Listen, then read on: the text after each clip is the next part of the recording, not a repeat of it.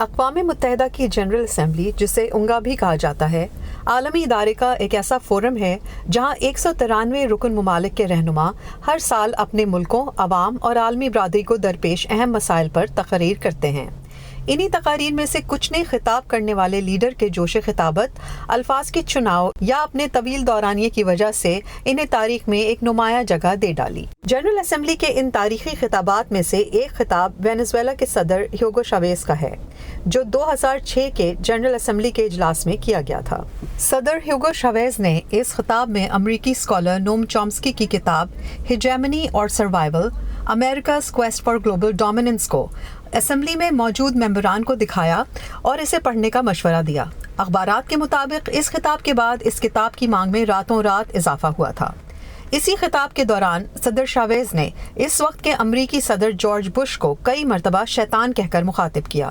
انہوں نے اپنی تقریر صدر بش اور ایرانی صدر احمدی نژاد کے درمیان تہران کے متنازع جوہری پروگرام پر گرما گرم بحث کے ایک دن بعد کی تھی۔ شیطان یہی موجود ہے، ہاں شیطان اسی چھت کے نیچے ہے۔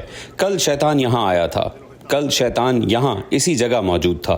اس لیے اس پوڈیم پر جہاں سے میں بول رہا ہوں اب تک گندک کی بو آ رہی ہے۔ کل خواتین و حضرات اس جگہ سے امریکہ کا صدر، جسے میں شیطان کہتا ہوں، ایسے بات کر رہا تھا جیسے وہ دنیا کا مالک ہو۔ اسی طرح بعض تقریریں اپنے طویل دورانیے کی وجہ سے بھی مشہور ہوئیں۔ ہر ملک کو جنرل اسمبلی کے اجلاس سے خطاب کرنے کے لیے 15 منٹ کا وقت دیا جاتا ہے۔ کیوبا کے رہنما فیڈل کاسٹرو نے 1960 کے اجلاس میں مقررہ وقت کو نظر انداز کرتے ہوئے 4.5 گھنٹے تک تقریر کی۔ اسی طرح 2009 کے اجلاس میں لیبیا کے رہنما معمر قذافی نے بھی 95 منٹ تک ایک طویل اور ہنگامہ خیز تقریر کی، جس کے دوران وہاں موجود چند مندوبین کو نیند آنے پر وہ بھڑک اٹھے۔ قذافی نے اپنی تقریر میں سلامتی کونسل کی بڑی طاقتوں پر شدید نکتہ چینی کرتے ہوئے الزام لگایا کہ انہوں نے اقوام متحدہ کے چارٹر سے خیانت کی ہے۔ اب سیکیورٹی کونسل سیکیورٹی جاگیرداری ہے۔ یہ ان لوگوں کے لیے سیاسی جاگیر ہے جن کے پاس مستقل نشستیں ہیں اور اسے وہ ہمارے خلاف استعمال کرتے ہیں۔